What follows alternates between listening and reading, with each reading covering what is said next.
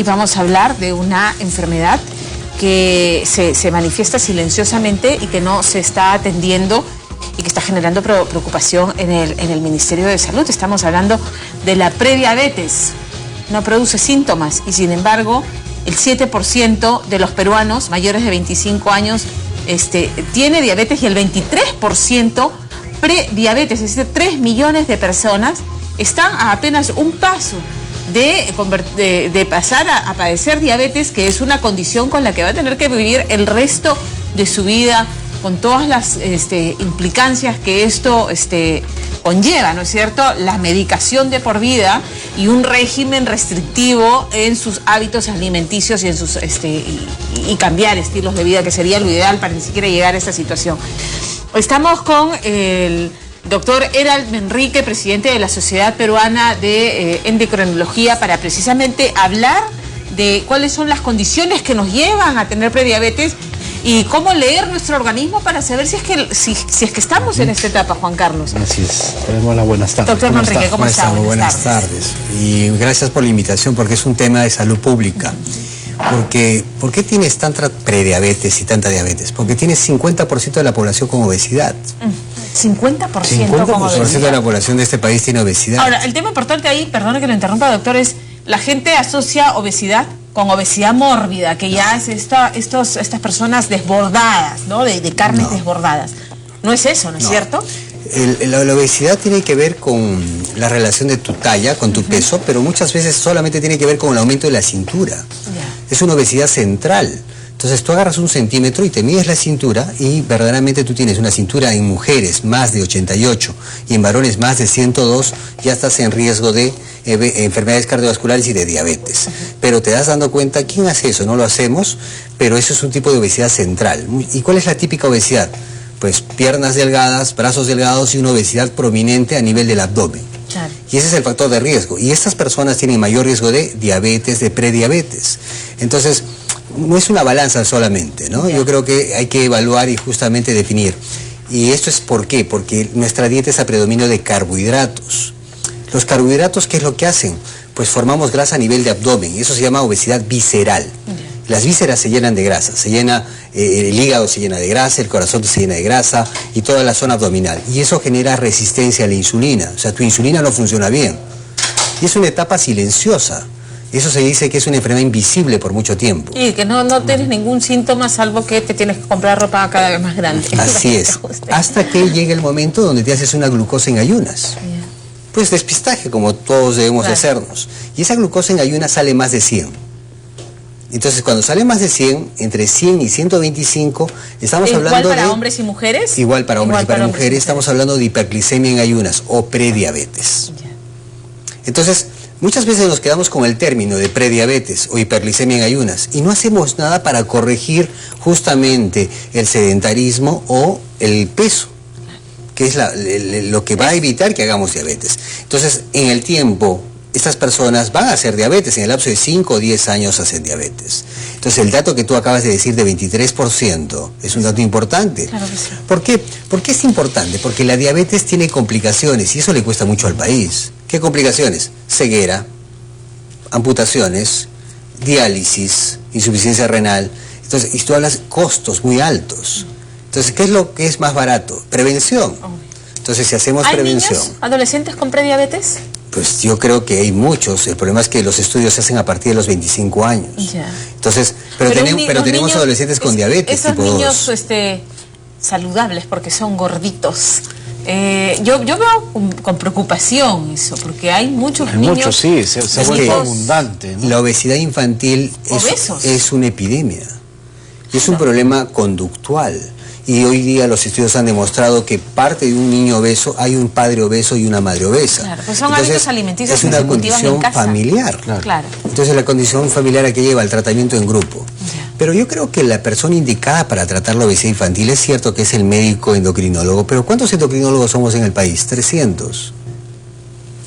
Doctor Manrique, es insuficiente. Entonces tenemos que ir a hacer otro tipo de estrategias. Una de las estrategias, por ejemplo, en los colegios, enseñar a los profesores cómo identificar al niño obeso, ¿Cómo hacer un seguimiento? O sea, ¿por qué no los pesan cada 2 meses a los niños? Tan sencillo.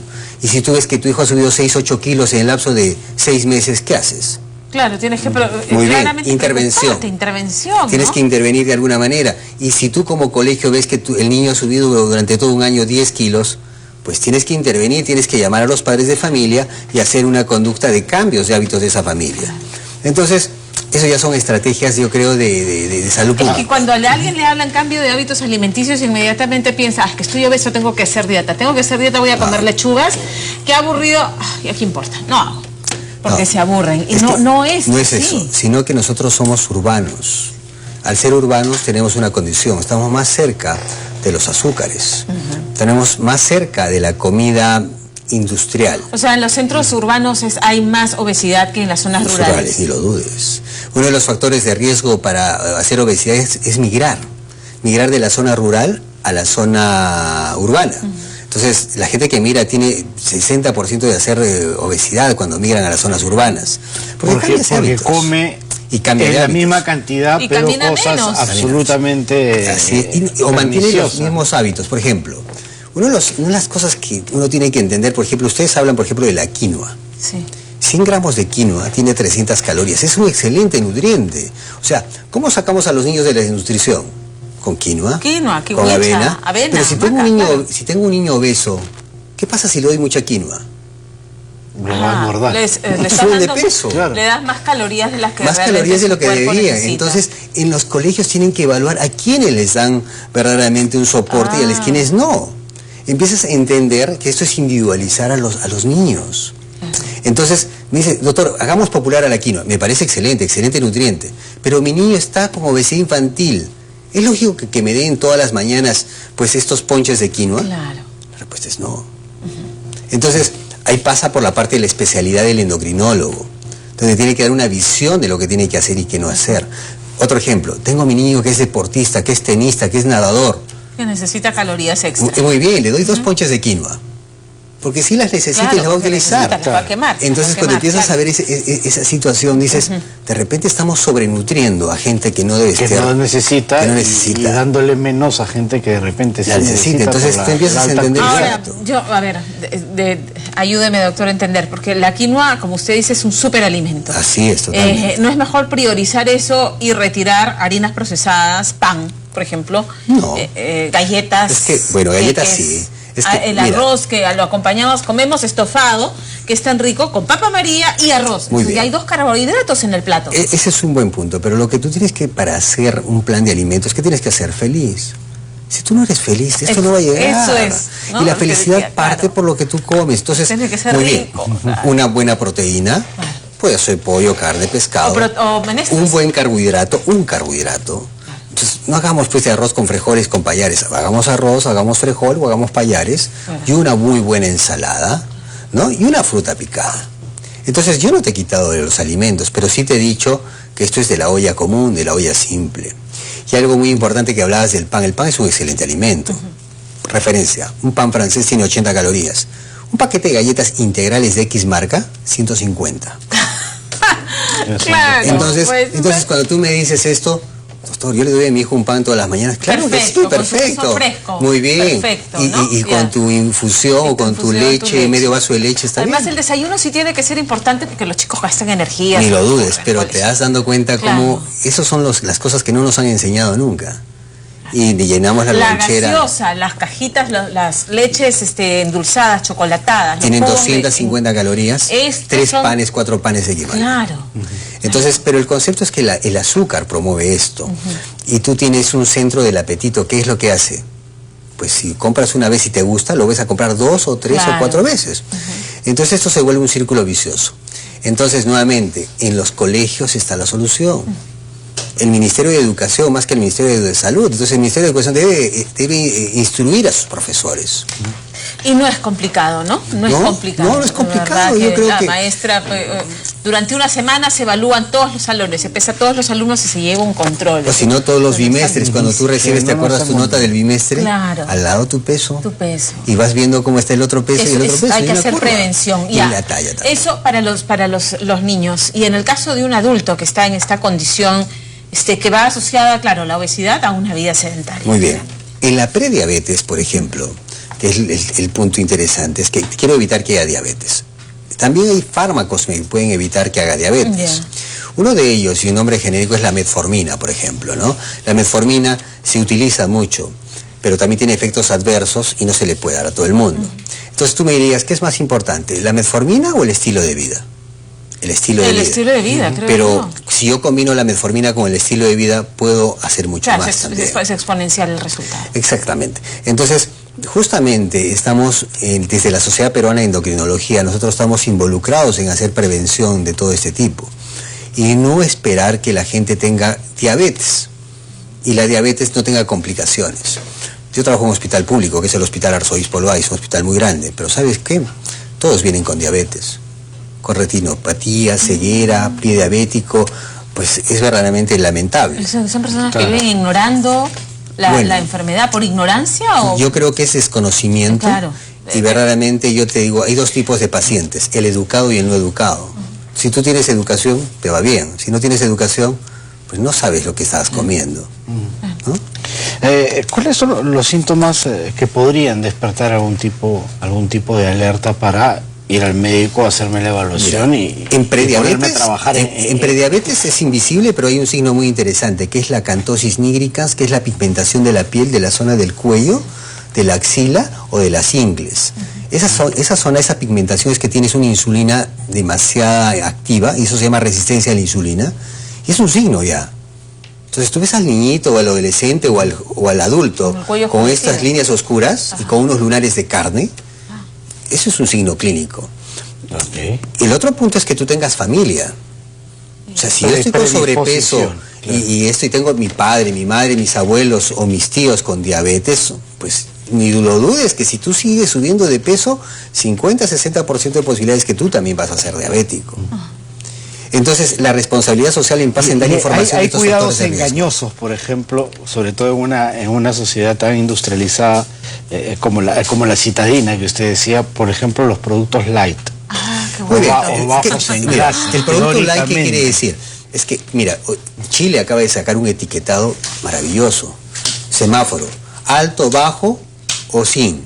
Bien fácil de leer y no toda esta información en el cuadro de nutricional. ¿No? Ecuador lo tiene. Entonces, si yo quiero que la industria me ayude, deberíamos de colaborar, que las etiquetas sean más fáciles y más visibles, ¿no? Entonces, ¿y el semáforo alto en qué? Alto en sodio, alto en azúcar, ¿no? Entonces tú sabes, más de 3 gramos de sodio es alto. Pero para ti ya sabes, pero médicamente es alto. Eso es importante, más de 3 gramos de sodio es alto. Y en el caso de azúcar, ¿cuál es lo recomendable en un producto? Para 100 gramos de para más de 100, más de 40 gramos de azúcar. Más de 40. Es alto. Más de 40 gramos de azúcar. ¿Correcto? Pero hay una cosa que preguntaste, es que me interesa contestarte, que el light quiere decir que es el 30% menos de calorías que probablemente del producto básico. O sea, ¿qué quiere decir? Si yo tomo un yogur de X marca, que tiene 180 calorías por vaso, el light tiene 120. Es igual alto. Es igual, o sea, es igual alto. Entonces al final terminas tomándote del 2 de light. Son 240, menos 180. Entonces, mejor hubiera sido menos hipócrita y te hubieras tomado la leche descremada. Bueno, una leche súper descremada tiene 80 calorías. Una leche que tiene más o menos semidescremada tiene 120 y la entera tiene 180. O sea, no tiene mucho, por ejemplo, a los niños no tiene mucho sentido darle la leche descremada. No, los niños si están bien, por qué sale leche entera. Hay que darle leche entera. Leche entera, es un niño que está, pues dale carne, dale huevos.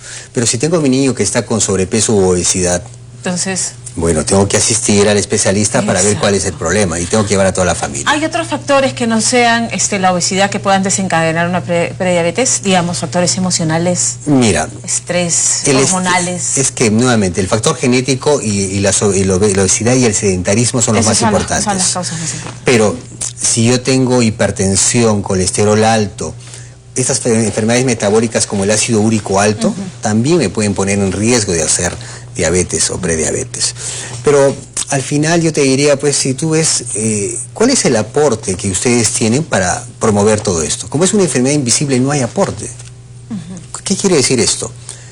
Los presupuestos para HIV, para estas enfermedades como el dengue son bien altos. Para diabetes es muy poquito, para prediabetes todavía es poco. Entonces, esperamos que llamar desde la Sociedad Peruana de Endocrinología un llamado para hacer no inversión en fármacos, en educación. En educación, qué importante, en pero educación, para prevenir. Para prevenir, justamente. Entonces, eso le va a implicar al Estado menos costo, menos gastos. Claro. Entonces, pero tenemos que educar a la gente de nivel primario. ¿A quién? A la de tu posta. Si tú trabajas en una posta, ¿no te gustaría llegar a una posta y que te den un manual diciendo qué comer, cómo desayunar, Claro cómo almorzar que y cómo sí. cenar? Esa es la idea. Claro que sí. Esa es la idea. Muchísimas gracias, Ok, doctor muchas Manrique, gracias. de verdad muy ilustrativa la conversación. Gracias. No, Estamos ustedes aquí por además la para ser invitación. caja de resonancia de ese tipo de mensajes y campañas. No, muy bien, muchas Muchas gracias a gracias. ustedes. Perfecto.